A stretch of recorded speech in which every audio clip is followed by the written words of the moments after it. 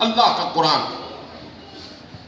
میرے محترم بزرگوں، یہ قرآن صحابہ کرام نے جب تک سینے سے لگایا اللہ نے ان کو بڑا مقام اور عزت عطا فرمائی تھی. حضرت عمر رضی اللہ تعالیٰ عنہ کو قول اور اثر ہے، اثر حدیث کی ایک قسم ہے، ان اللہ تعالیٰ یرفع بہذا الکتاب اقواما ویضع بہ آخرین.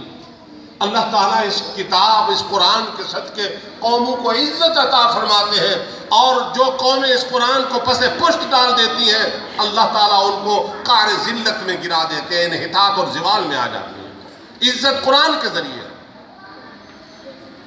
صحابہ کرام ایک صدی کے اندر اللہ کے قرآن پر عمل کرنے والے تھے، قرآن کا احترام کرنے والے تھے، قرآن کو قانون، دستور حیات، نظام زندگی سمجھنے والے تھے. ایک صدی کے اندر ایک طرف ہند سندھ کے دروازوں پر دستک دینے لگے، دوسری طرف چائنا ان کے گھوڑوں کی ٹاپو کی آوازیں سن رہا تھا، تیسری طرف افریقہ کے تپتے ہوئے صحراؤں سے گزر کر سرزمین اندلس بلکہ کوہ پائرنیز کی چوٹیوں کو عبور کر کے صحابہ فرانس تک جا پہنچے، اور قیصر و کسریٰ کے تخت ان کی ٹھوکروں کی زد میں تھے. کلیم ایشیا، ہلال مشرق. حضرت اقبال نے پھر یہی بات کہی، چھوڑ کر مسلم قرآن سے بیگانہ ہوا، حق سے بیگانہ ہوا، دین کو رسوا کیا اور خود بھی رسوا ہوا. انہوں نے عزت پائی تھی قرآن کو سینے سے لگا کر، اور ہم گر چکے ہیں قرآن کو سینے سے ہٹا کر. اللہ کے قرآن میں بڑی عزت ہے، اور قرآن تو غموں کا مداوا ہے، قرآن تو تسکین کا ذریعہ ہے، قرآن تو راحت صدر ہے، سینے کی راحت ہے. قربان جائیے، امام الانبیاء، محسن انسانیت، عرب کے چاند صلی اللہ علیہ وسلم نے ایک مرتبہ حضرت عبداللہ بن مسعود رضی اللہ تعالیٰ عنہ سے فرمایا، یا ابن مسعود، اے عبداللہ، حرم کے صحن میں، کعبۃ اللہ کے آنگن میں تم میرے سامنے بیٹھ کر مجھے قرآن سناؤ. حضرت عبداللہ بن مسعود رضی اللہ تعالیٰ عنہ فرمانے لگے، یا رسول اللہ، فدا کا روحی، میری روح، میری جان آپ پر قربان ہو جائے، قرآن تو آپ پر اترا ہے اور میں آپ کو سناؤں.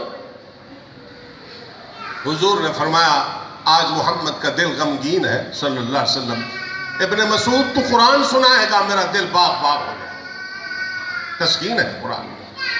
حضرت عبداللہ بن مسعود رضی اللہ تعالیٰ عنہ فرماتے ہیں، میں نے حضور کو قرآن سنایا، حضور کا چہرہ چمک اٹھا، اور اس کے بعد آپ نے دعا فرمائی، اللہم اجعل القرآن ربیع قلوبنا ونور ابصارنا وجلاء احزاننا وذہاب همومنا یا رب العالمین. اے اللہ، قرآن کو میری آنکھوں کا نور بنا دے. وجلاء احزاننا، ربیع قلوبنا، میرے دل کی بہار بنا دے، میرے غم قرآن سے دور ہو جائے. اور اے اللہ، اس قرآن کے صدقے عزت عطا فرما. نبی معظم صلی اللہ علیہ وسلم جب بھی اداس ہوتے تھے اللہ کے قرآن کی تلاوت کرتے تھے اور سنتے تھے. اللہ کے پاک حبیب صلی اللہ علیہ وسلم نے فرمایا، اے اللہ، قرآن کے ذریعے قبر کی وحشت کو دور فرما. حضرت عثمان رضی اللہ تعالیٰ عنہ قبر کے تذکرے پر اتنی روتے تھے کہ داڑھی مبارک تر ہو جایا کرتی تھی. قرآن کریم یہ وہ نعمت ہے کہ اللہ کریم اس کی وجہ سے قبر کی وحشت کو دور فرما دیتے. اللہ تعالیٰ نے بیمار امت کے لیے، مریض امت کے لیے یہی واحد نسخہ شفا ہے قرآن کریم. اور قرآن کریم کی طرف ہماری توجہ نہیں ہوتی.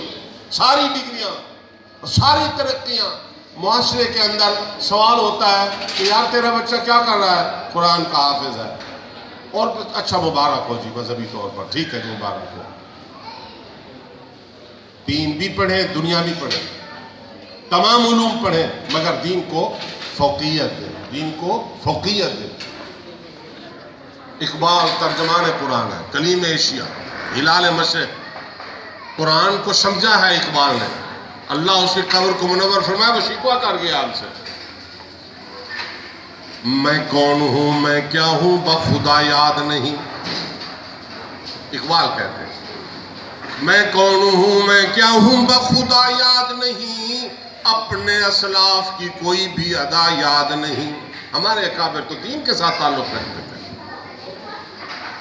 ہیں یاد تو کافر کے ترانے بس نہیں، یاد تو مسجد کی اذان یاد نہیں. اللہ کی طرف توجہ نہیں ہے. ہے میری ذلت کا سبب یہ بھی اقبال، ہر چیز یاد ہے پر خدا یاد نہیں. اللہ کی طرف توجہ نہیں. معززین، اللہ کے قرآن سے تعلق پیدا کریں.